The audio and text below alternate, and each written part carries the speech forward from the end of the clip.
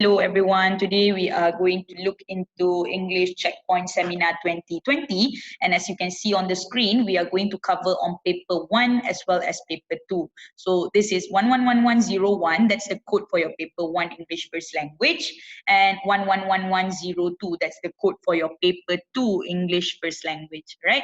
So the targeted students for this seminar would be for lower secondary year 9 students. All right. We are going to look into what are the things that we will cover in this seminar. So first one, I will cover on about the papers. So this will give you guys a little bit on a better understanding on what the papers are all about. After that, we will look into examiner's advice and also answering techniques, the most important part. However, be reminded that answering techniques would be explained in general, but I will still touch on the components of paper 1 and also paper 2. Okay, so let's look at about the paper. Yeah, Cambridge Secondary 1 Checkpoint English 1111. As I told you guys earlier, English paper 1 would be your non-fiction paper, and this is your code 111101. When I talk about, or when I mention non-fiction, right, this means your factual paper. So you when you are going to sit for your paper 1 English First Language, you should already have this expectation that you're going to sit for factual paper. So you will not be tested with story writing, you will not get descriptive writing, you will not get informal letter writing, you will get factual passages, including your reading comprehension. Right? So when you sit for paper 1, you should know, maybe I'm going to get about disadvantages of smoking. Maybe I will get a passage on the benefits of reading. So that kind of factual passages, right? It goes for your writing section in the same paper as well. You're going to get a factual essay to be written. So you will be given 1 hour plus 10 minutes reading time. So let's say, as an example, your paper starts at 8 o'clock in the morning, 7:50 will be your reading time. So 7:50 until 8 o'clock, 10 minutes of reading time will be given to you, and then answering time would be from 8 o'clock until 9 o'clock, right? 1 hour.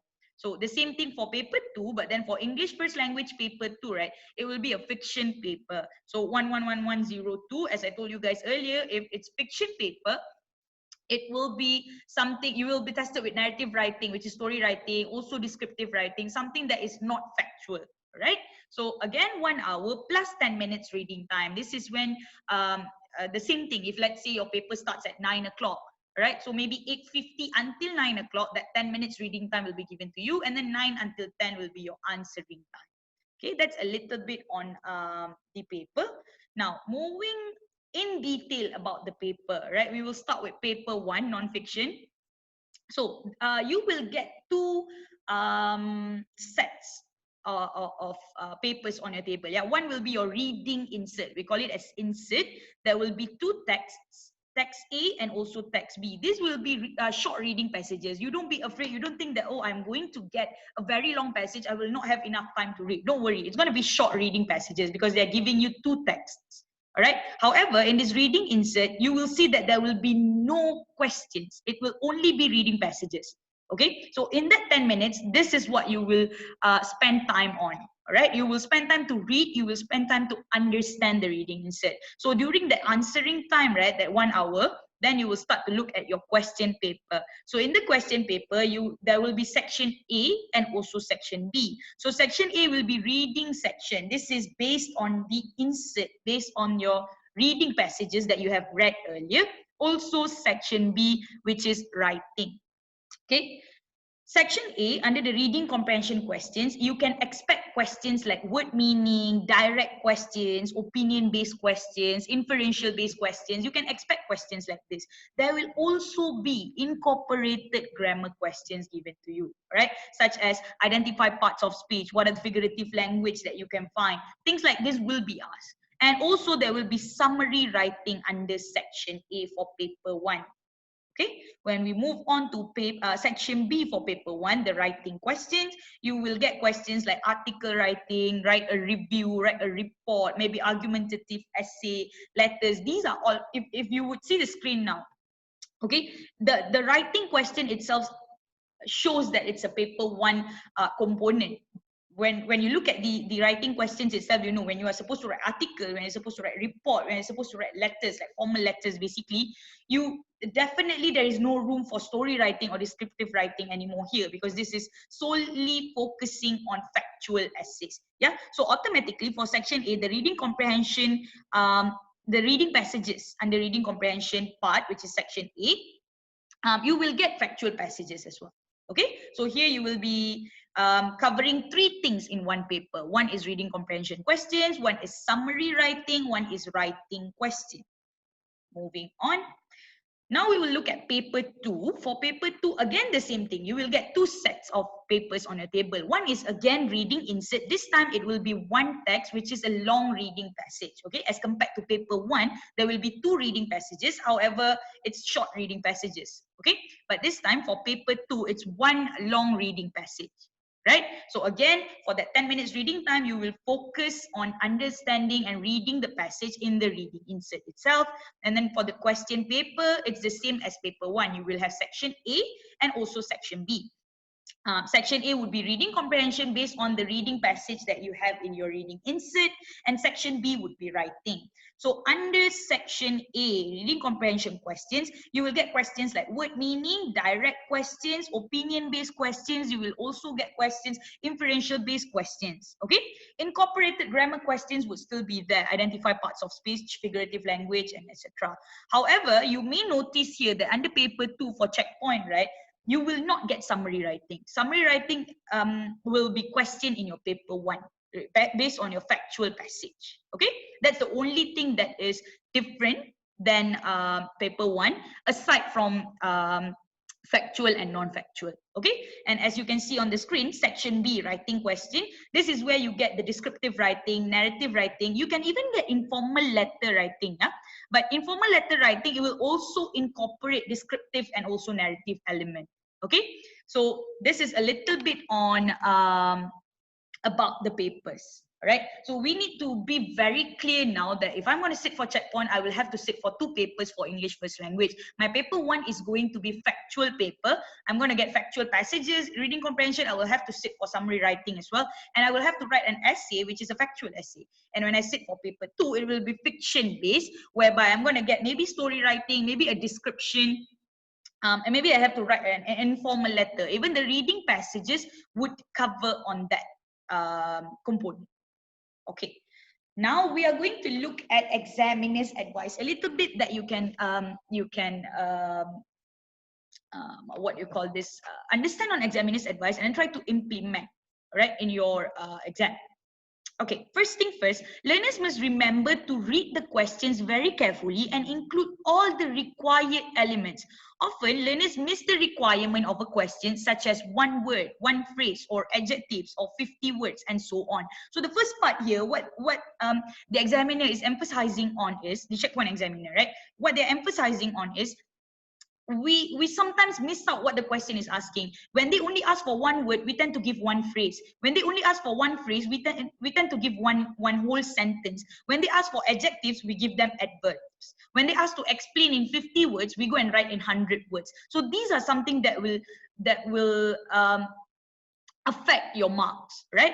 Learners also need to be aware that if the question asks for 2 extreme adjectives, then only one word for each adjective should be given, or the relevant word should be identified by either underlining or putting in quotes, so that it's clear which word the learner wants to be recognized as the answer. So when it comes to quoting answers from the reading passage, okay, you need to really quote whatever that is necessary and answering the question. Do not quote the whole line. That's about it. Understand what the question is asking you to do.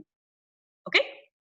Then, when we look into point 2, yeah, one more very important point that the examiner can share with you. Work needs to be done on summaries to ensure that learners can include salient points in a brief way. So, they need to count their words and to be aware that if they go over 50 words, only 1 mark can be awarded. Some learners were clearly aware of this for this session, as they had gone over their summaries, crossing out unnecessary words to get down to 50. So when you are going to list down, okay, as I have told earlier, this is something that is well known.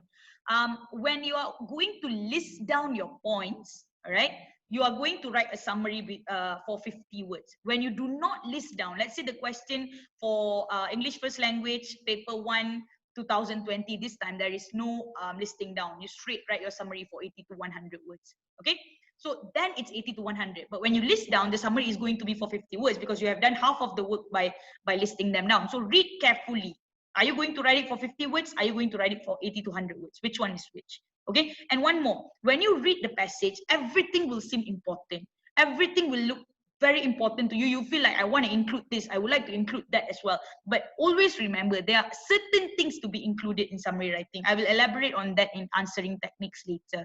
Okay, so if we come to think about it, right, why the examiner has actually focused on these two. Learners must remember to read the questions very carefully and include all the required elements, and why this person has also said that work needs to be done, extra work needs to be done on summaries. So this advice, right, is focusing on section A mostly, right? Why?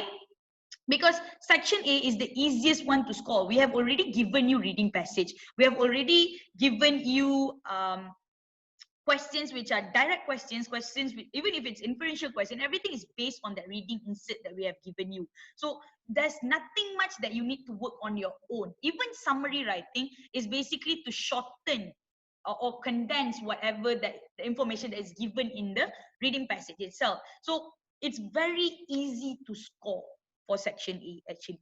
All right, as compared to section B, when it comes to writing, we do understand that everything is based on working from scratch. You have to come up with the draft, you have to come up with proper planning, and only then you can move to writing the whole essay. So it's very different than section A, where the whole passage has been given to you, the whole idea has been painted for you. You just need to read, understand, and then understand what the question is asking, transfer the information. That's about it.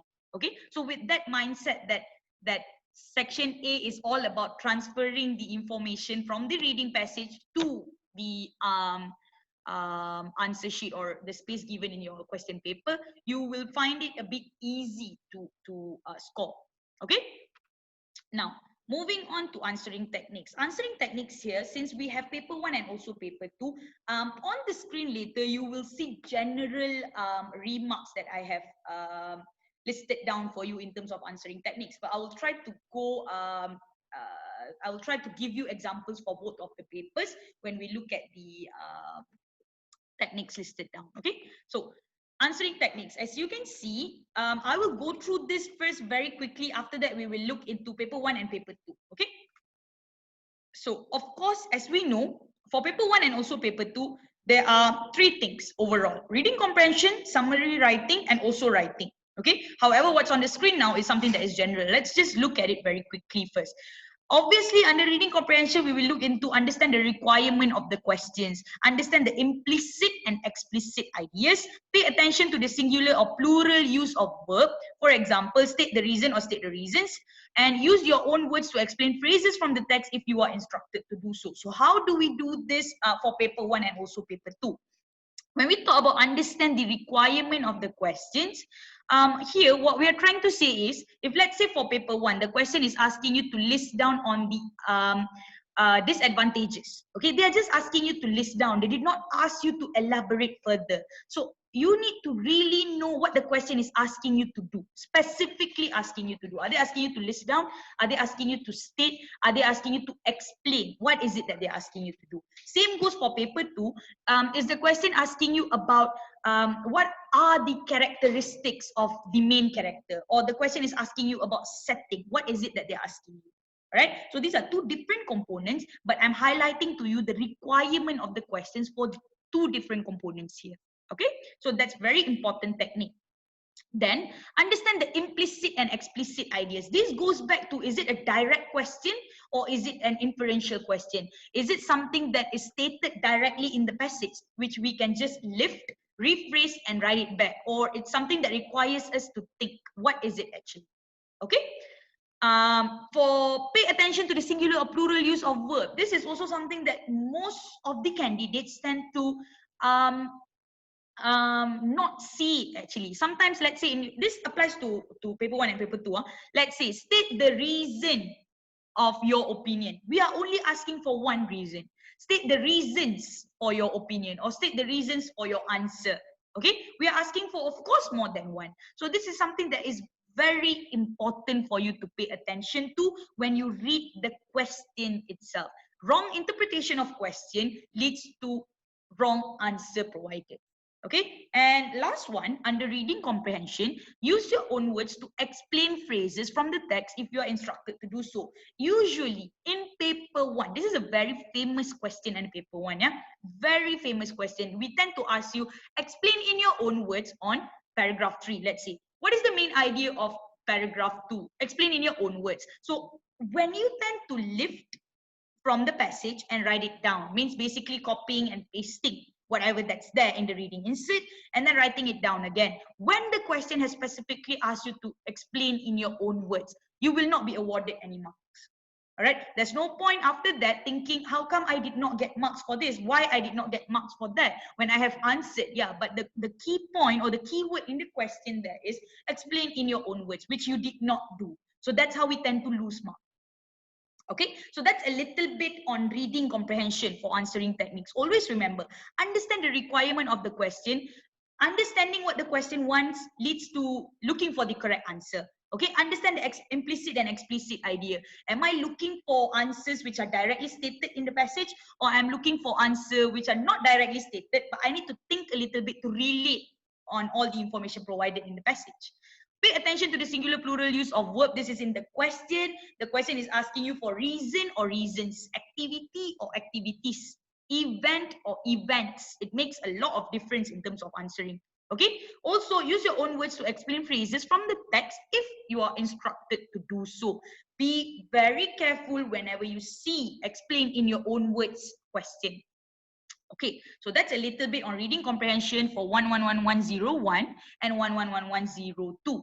We are moving on to answering techniques for summary writing. This is, of course, only for 111101. Okay, so what do we do? How do we write summary? First thing first, very quickly, we are going to recap. Summary writing is a condensed version of our reading passage. We have read the passage in paper 1 in our reading insert, and now we're going to write a summary. Remember, when you are given 2 reading texts in your insert, read the question carefully. Which one are you supposed to summarize on? Are you supposed to summarize text A, or are you supposed to summarize text B?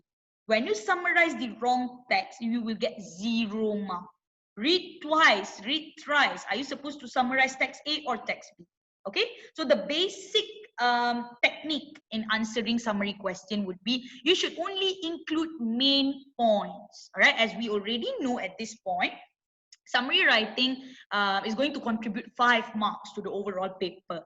Okay, so when you only include main points here, try to look for at least 6 to 7 points. Okay, just to be safe.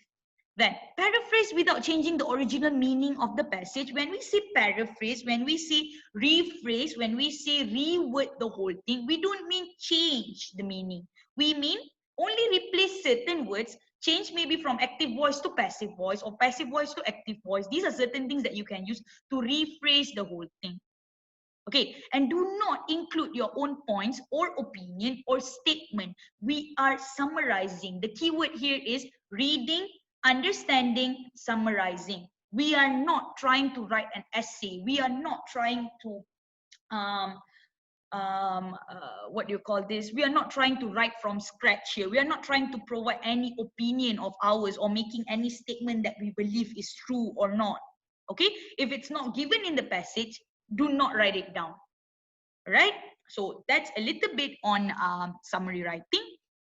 And then when it comes to writing for 111101 and 111102, what I have listed down on the screen here is something that is very general, but I will break it down into the components of paper 1 and paper 2.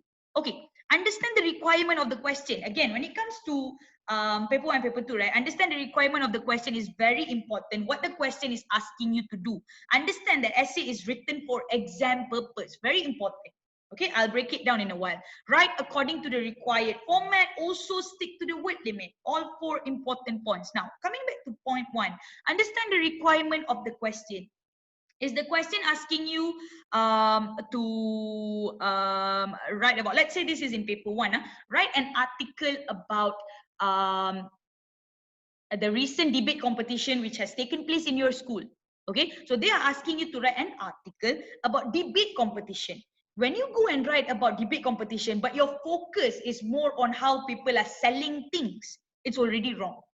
Because you are supposed to talk about what, maybe how people came, how many people were how many people attended the debate competition, what did people do there, how was the registration process, how were the debate competition overall, what was happening at that point exactly, you know. So what's the requirement of the question? Again, what's the topic? So that's for paper 1. Maybe for paper 2, probably you would have gotten something like this. um, um, Write a story about friendship. That's it. So when they give you something that is very broad, a topic that is very general like that, you are free to write. However, when you are free to write, always remember, don't include too many things in a story until you cannot control. Okay, so understand the requirement of the question, decide what you want to write first. That's why we have drafting section for you. All right, there is a box provided in your exam paper for you to draft out whatever that you want to do. Okay, do not write an essay first.